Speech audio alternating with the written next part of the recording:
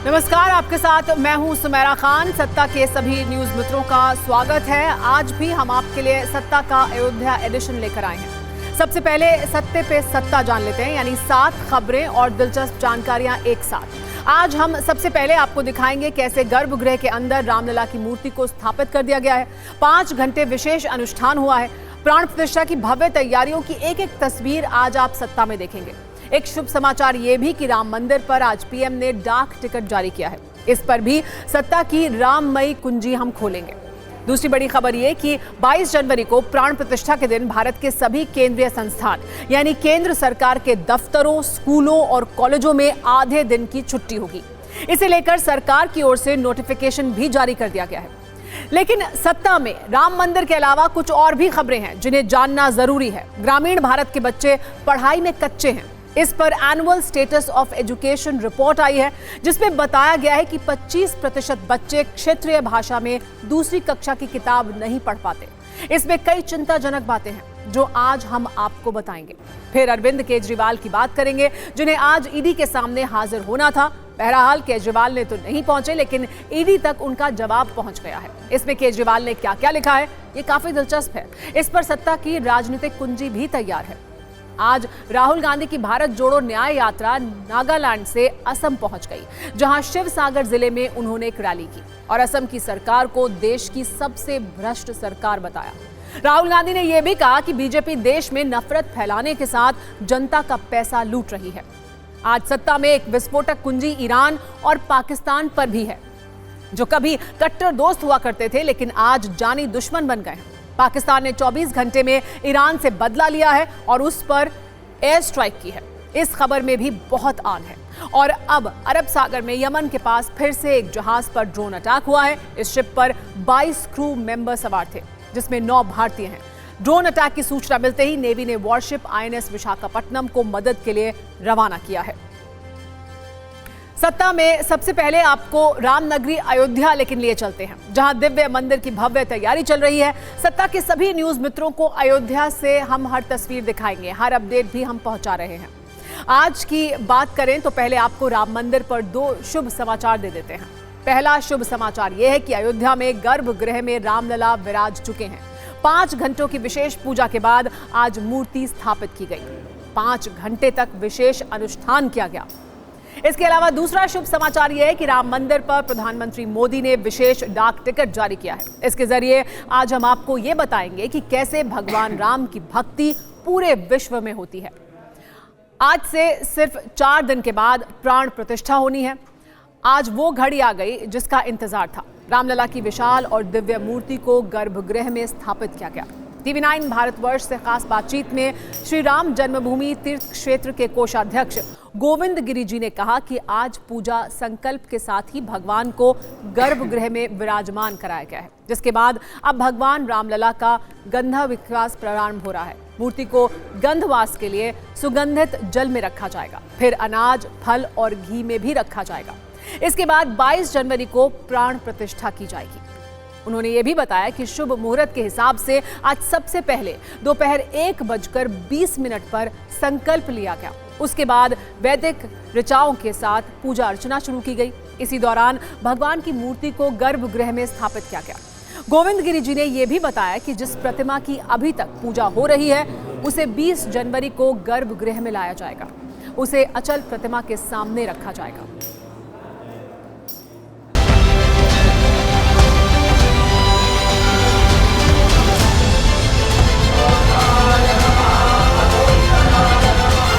आज का दिन बड़ा महत्वपूर्ण रहा। आज श्री भगवान के विग्रह को गर्भगृह में प्रविष्ट कराया गया। गर्भगृह में प्रविष्ट करने के लिए अथवा स्थलांतर के लिए, वहाँ से चलने के लिए अथवा मंदिर में भी प्रवेश करने के लिए अलग अलग प्रकार के मुहूर्त थे। हम लोगों ने इन मुहूर्तों का विचार करके ही उनका प्रवेश कल भी किया, आज भी किया। हो गया वो सब इसलिए आ गया ना, चलो ठीक है, लगा दूं, अपने ऊपर लगा दीजिए, मिट्टी ना जाए। अब बड़े विग्रह में हम भगवान की प्राण प्रतिष्ठा करने जा रहे हैं। इसका उद्देश्य क्या है? इसके उद्देश्य में भारत के समस्त निवासियों का संपूर्ण कल्याण, विश्व के सारे निवासियों का मांगल्य और सभी लोगों में सद्भाव निर्माण हो, कोई भी अपने जीवन में दुखी न रहे, इस प्रकार की कामना करते हुए उसके लिए भगवान की कृपा सबको प्राप्त हो जाए, ऐसा संकल्प करके और भगवान को हम विराजमान करने वाले हैं, ऐसा आज उद्घोषित किया गया।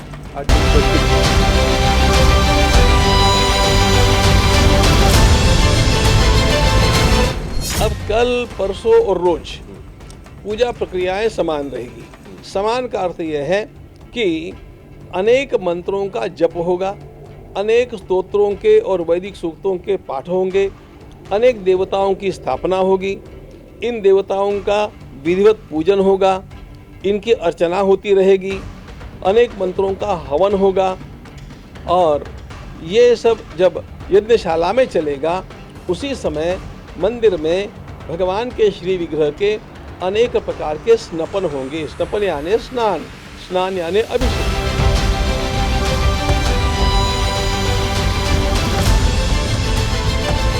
उस प्राण प्रतिष्ठा की जो मूर्ति है उसको जलाधिवास, उसको दुग्धाधिवास, उसको रखना, उसमें मतलब उसी में रखना, पुष्पाधिवास फूल में रखना, औषधि अस्पाद औषधि में रखना, अन्नाधिवास अन्न में रखना, फिर सब कुछ क्रिया हो उनको स्नान करा देना, स्नान करा के व्यवस्थित करके तब उस मूर्ति में मंत्रों के द्वारा प्राण प्रतिष्ठा, उसकी आँख बनी रहेगी, ये नेत्र पन्हा होता है।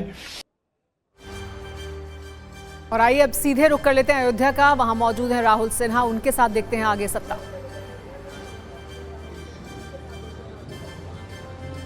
शुक्रिया सुमेरा। तो जो आपने तैयारियां जहां तक छोड़ी अब उससे आगे मैं लेकर चलता हूं। अयोध्या में प्राण प्रतिष्ठा की तैयारियों की फूलों वाली तस्वीर भी बहुत ही अनोखी है। रामनगरी को सजाने के लिए कोलकाता से फूल मंगवाए गए हैं, 17 ट्रकों से फूल लाए गए हैं, मंदिर के आसपास के स्थानों को फूलों से सजाया गया है। देखिए अयोध्या से आई ये फूलों वाली रिपोर्ट।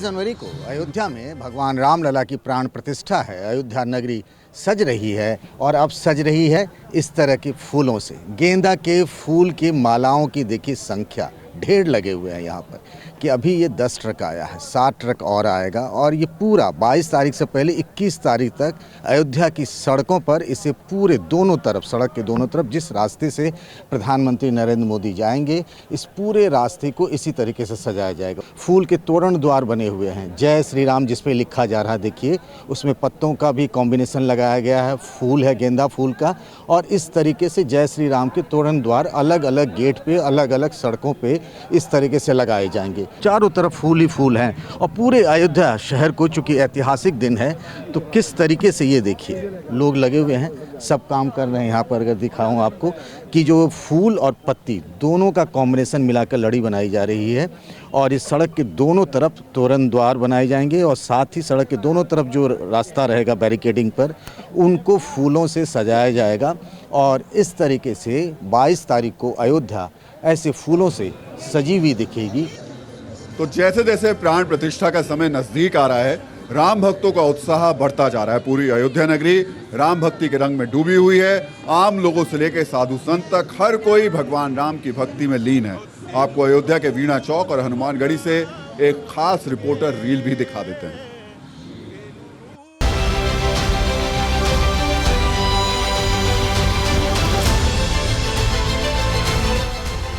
सामने वीणा चौक की तस्वीर देखिए और उसके साथ ही TV9 भारतवर्ष की हाईटेक बस यहाँ पर मौजूद है और उसके साथ तमाम लोगों की मौजूदगी और लोग कैसे रामधुन पर झूम रहे हैं और आपको अयोध्या का रंग, अयोध्या का माहौल सब कुछ बताएंगे।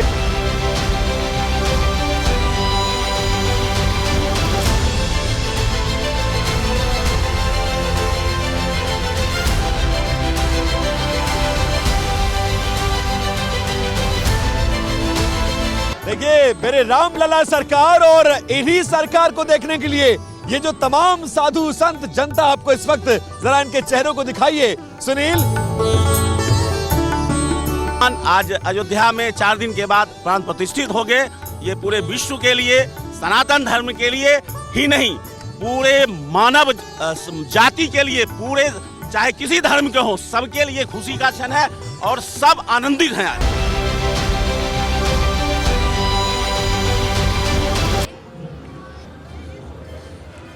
आज प्रधानमंत्री नरेंद्र मोदी ने राम मंदिर पर एक स्मारक डाक टिकट भी जारी किया। इसके साथ ही पीएम ने दुनिया भर में भगवान राम पर जारी डाक टिकटों की एक पुस्तक का भी विमोचन किया। पीएम मोदी ने जो 6 डाक टिकट जारी किए हैं वो राम मंदिर, भगवान गणेश, भगवान हनुमान, जटायु, केवटराज और शबरी के नाम पर हैं। डाक टिकट पर आधारित पुस्तक पर भगवान राम की अंतर्राष्ट्रीय लोकप्रियता को दर्शाया गया है। 48 पृष्ठों की इस पुस्तक में 20 से ज्यादा देशों की ओर से जारी डाक टिकटों को शामिल किया गया है, यानी भगवान राम की अंतर्राष्ट्रीय सत्ता को दर्शाया गया है।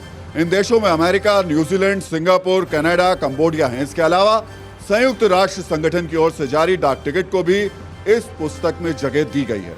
डाक टिकट जारी होने के दौरान अधिकारियों ने बताया कि इन टिकटों पर राम मंदिर, चौपाई, मंगल भवन, अमंगलहारी, सूर्य, सरयू नदी और अयोध्या राम मंदिर में और उसके आसपास की मूर्तियों की भव्य आकृति बनाई गई है, जो इसको और भी विशेष बनाती हैं। इसके अलावा 5 भौतिक तत्व आकाश, वायु, अग्नि, पृथ्वी और जल वाले डिजाइन भी बनाए गए हैं। आपके द्वारा विमोचन के लिए समर्पित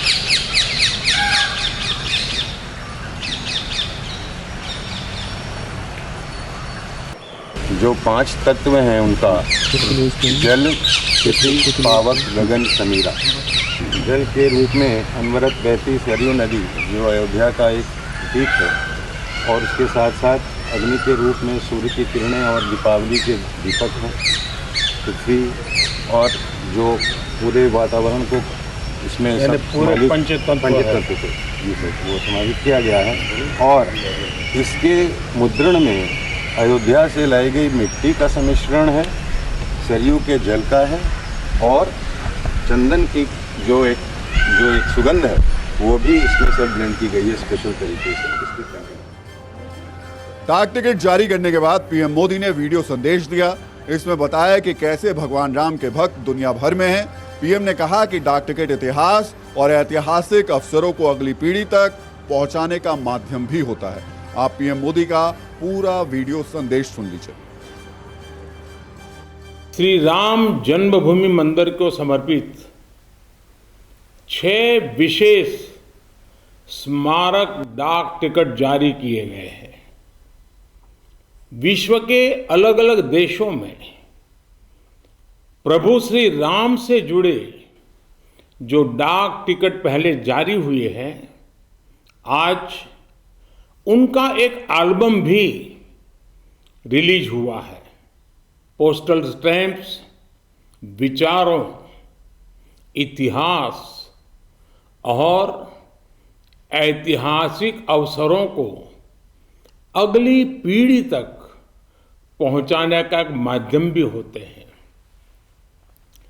जब आप किसी डाक टिकट को जारी करते हैं, वो सहज रूप से इतिहास के किसी अंश को भी किसी दूसरे तक पहुंचा देता है। आज जो ये स्मारक डाक टिकट जारी किए गए हैं, उनसे हमारी युवा पीढ़ी को भी बहुत कुछ जानने सीखने को मिलेगा। एक तरफ अयोध्या में रामलला विराज चुके हैं, प्राण प्रतिष्ठा का इंतजार है, वहीं दूसरी ओर मथुरा में कृष्ण मंदिर बनाने की मांग जोरों पर है। टीवी 9 भारतवर्ष से खास बातचीत में कथावाचक देवकी नंदन ठाकुर ने मथुरा में कृष्ण मंदिर बनाने की मांग की है और कहा है कि 22 जनवरी को रामलला की प्राण प्रतिष्ठा के बाद इस दिशा में कई महत्वपूर्ण प्रयास शुरू हो जाएंगे और इस मुद्दे का समाधान करने के लिए विमर्श बहुत तेजी से आगे बढ़ेगा। इसकी पूरी तैयारी कर ली गई है। एक बार उनकी पूरी बात सुन लीजिए। 22 तारीख के बाद में क्या सरयू से सनातन धर्म का रुख यमुना की तरफ होगा, और इस पर बात करने के लिए आज सरयू में मेरे साथ देवकी नंदन ठाकुर महाराज जी मौजूद हैं। और जो लगातार, अब आप समझ गए होंगे मैं यमुना की बात क्यों कर रहा हूं। आप अब जिस अयोध्या को देख रहे हैं उसके बारे में कुछ कहना चाहेंगे? देखिए, मैं इतना कहूंगा, 22 जनवरी आध्यात्मिक स्वतंत्रता है। जिस अयोध्या की चर्चा हम और आप कर रहे हैं, संत महात्मा अभी नहीं, ये अभी आजादी के बाद की बात नहीं कर रहे हैं। आजादी के बाद तो हमारे महात्माओं ने, संतों ने, नकार सेवकों ने बहुत लड़ाई लड़ी है। इससे पूर्व के इतिहास में आप जाइए, तमाम राजाओं ने, एक राजा थे जो केदारनाथ की यात्रा करने जा रहे थे चारों धाम की, जब उन्हें बीच में पता चला कि कृष्ण राम जन्मभूमि के लिए लड़ना है तो वो वापस लौट के आ गए थे। उनका वध कर दिया। वो लड़ते हुए इस समय अयोध्या की जन्मभूमि पे, राम जन्मभूमि के लिए उन्होंने लड़ते हुए अपनी वीरगति प्राप्त करी। जिस राम जन्मभूमि पर ये लड़ाई होती रही है और आज अगर वो स्वतंत्रता दिवस हमें मिल रहा है, आध्यात्मिक स्वतंत्रता दिवस, तो हमको लगता है जो जो राम भक्त हैं, जो जो सनातन भक्त हैं, उनको किसी को भी तकलीफ नहीं होनी चाहिए। और जो राम भक्त नहीं है, वेट एंड वॉच। जो राम का नहीं हुआ वो किसी का क्या होगा। शुरू किया था कि सरयू से यमुना की तरफ अब क्या ये सफर चलेगा जी, तो क्या अब जो सनातन धर्म का सफर है यहाँ तो आपने पूरा कर लिया राम मंदिर को लेकर, लेकिन अब काशी और उसके बाद मथुरा जिसको लेकर के आप पूरा एक आंदोलन चला रहे हैं जी, क्या अगली तैयारी वही है? राहुल जी, मैंने सोचा था कि 22 जनवरी तक हम कोई चर्चा इस विषय पर नहीं करेंगे, बहुत जो कोई एक आध प्रश्न होगा तो उत्तर देंगे, लेकिन बहुत बड़ी घोषणा इसमें अभी हम नहीं करेंगे।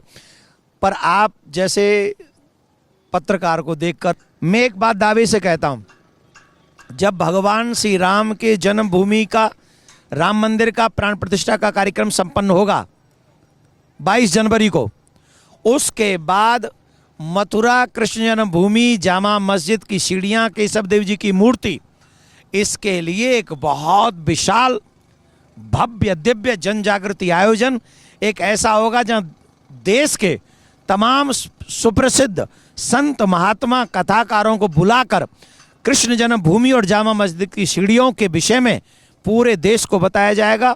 और जो भी मेरे मन में जो चल रहा है कि जितनी भी हमारे देश की राजनीतिक पार्टियां हैं उन्हें भी एक मंच मिले कि वो बताएं हम सनातन के साथ कहां खड़े हैं। कृष्ण जन्मभूमि के लिए, जामा मस्जिद की सीढ़ी के लिए, मथुरा के लिए एक बहुत बड़ी तैयारी हम कर रहे हैं। और 22 जनवरी को मैं आपको बुलाऊंगा, 22 जनवरी के बाद, और आप ही को मैं बताऊंगा कि हम क्या करने जा रहे हैं। आज आप ये कह सकते हैं कि मथुरा कृष्ण जन्मभूमि के लिए बहुत बड़ा एक संत सम्मेलन होने जा रहा है, बहुत बड़ा। तो क्या हम मान के चलें कि अगले एक आध महीने में ये तस्वीर साफ हो जाएगी या फिर आप वो आंदोलन सड़क पर ले आएंगे उसको? मैं एक बात बताऊं, चुनाव से पहले करेंगे जो कुछ करेंगे, चुनाव के बाद तो ये सब राजनीतिक पार्टी अपने आप में बिजी हो जाएंगी सत्ता संभालने में। अभी ये सभी राजनीतिक पार्टियों को वोट की जरूरत है, और हमें तो वोटर हूं, आप भी वोटर हैं। हमारी और आपकी वोटरों की बात कभी सुनी जाती है? वोट से पहले, वोट के बाद नहीं। तो हमें जो बात करनी है सनातन की रक्षा की, वो वोट से पहले करेंगे। महाराज जी, आप बड़ी बात कह रहे हैं, क्योंकि अभी तक जो दिखाई दे रहा है इस पूरे चुनाव में वो सिर्फ और सिर्फ राम मंदिर का मुद्दा दिखाई दे रहा है। आप कह रहे हैं कि इस लोकसभा चुनाव से पहले श्री कृष्ण जन्मभूमि का मुद्दा भी उतना ही बड़ा होगा, उतना ही बराबर होगा। मैं कह रहा हूं राम कृष्ण अलग नहीं है। आप राम कृष्ण को दो करके नहीं आंक सकते। अयोध्या और मथुरा एक है। लेकिन अयोध्या में तो हो गया जो होना था, हम बात तो मथुरा की है। तो अब अगला स्टेप कहां का होगा? अयोध्या में तो हो गया। जैसी सांस्कृतिक आजादी हमें 22 जनवरी को मिलने जा रही है, उसी समय हम सभी राजनीतिक पार्टियों से एक आशा रखते हैं कि वो यहां ये भी संकल्प लें कि यहां तो हो गया, अब हमें मथुरा भी ऐसा ही बनाना है, भव्य दिव्य बनाना है। जब पूरे विश्व से लोग आए तो उन्हें ये पता चलना चाहिए कि ये भारत जो है वो राम कृष्ण की भूमि है, बाहरी आक्रांताओं की भूमि नहीं है। होगा। वैसे जो खबर आ रही है उसके मुताबिक ईरान पाकिस्तान पर बड़े हमले की तैयारी कर रहा है। ईरान ने कई बैलिस्टिक मिसाइलों को एक्शन मोड में रखा है। पाकिस्तानी हमले के बाद ईरान आक्रामक हो गया है। पाकिस्तानी सीमा के पास कई ईरानी मिसाइलों को तैनात कर दिया गया है। जब पाकिस्तान और ईरान की दुश्मनी इस तरह मिसाइल पॉइंट पर आ गई है तो आज हम आपको ये भी बता देते हैं कि दोनों देशों की सैन्य शक्ति कितनी है। अगर हवाई शक्ति की तुलना करें तो ईरान के पास कुल 551 एयरक्राफ्ट है, जबकि पाकिस्तान के पास ईरान से करीब 3 गुना 1434 एयरक्राफ्ट हैं। फाइटर एयरक्राफ्ट के मामले में भी ईरान से पाकिस्तान आगे है। ईरान के पास 186 फाइटर एयरक्राफ्ट हैं, जबकि पाकिस्तान के पास 387 हैं। ट्रांसपोर्ट एयरक्राफ्ट ईरान के पास 86 हैं, पाकिस्तान के पास 60 हैं। यहाँ पर ईरान का पलड़ा थोड़ा भारी है। हेलीकॉप्टर की बात करें तो ईरान के पास 129 हैं, पाकिस्तान के पास 352 हैं। अटैक हेलीकॉप्टर्स जो युद्ध के समय काफ़ी कारगर होते हैं, ईरान के पास 13 हैं, पाकिस्तान के पास 57 अटैक हेलीकॉप्टर्स हैं। एरियल टैंकर ईरान के पास 7 हैं, पाकिस्तान के पास सिर्फ 3 हैं। यहाँ भी पाकिस्तान पर ईरान भारी है। अब तुलना दोनों देशों की थल सेना की भी कर लेते हैं। ईरान के पास 65,765 बख्तर-1 वाहन हैं, जबकि पाकिस्तान के पास इसकी संख्या 50,523 है। स्वचलित तोपखाने की बात करें तो ईरान के पास 580 और पाकिस्तान के पास 752 है। मोबाइल रॉकेट प्रोजेक्टर ईरान के पास 775 है, पाकिस्तान के पास 602 है। जल शक्ति में भी दोनों देशों में कांटे की टक्कर है। ईरान के पास 101 जंगी बेड़े हैं, जबकि पाकिस्तान के पास 114 जंगी बेड़े हैं। पनडुब्बी के मामले में ईरान पाकिस्तान से कहीं ज्यादा आगे है। ईरान के पास 19 पनडुब्बी है, पाकिस्तान के पास 8 हैं। लड़ाकू जहाज की बात करें तो ईरान के पास 7 और पाकिस्तान के पास 9 हैं।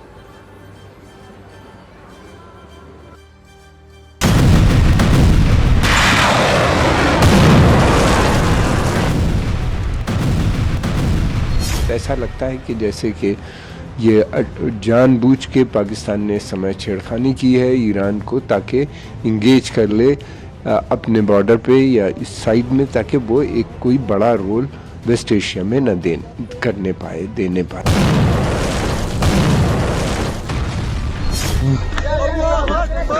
कंपनी को आगे रखने के लिए, डोमिनेंस को बरकरार रखने के लिए और जियोपॉलिटिकल स्पेस में कोई वैक्यूम ना क्रिएट हो, इसके लिए ईरान इस तरह के कुछ कदम उठा रहा है।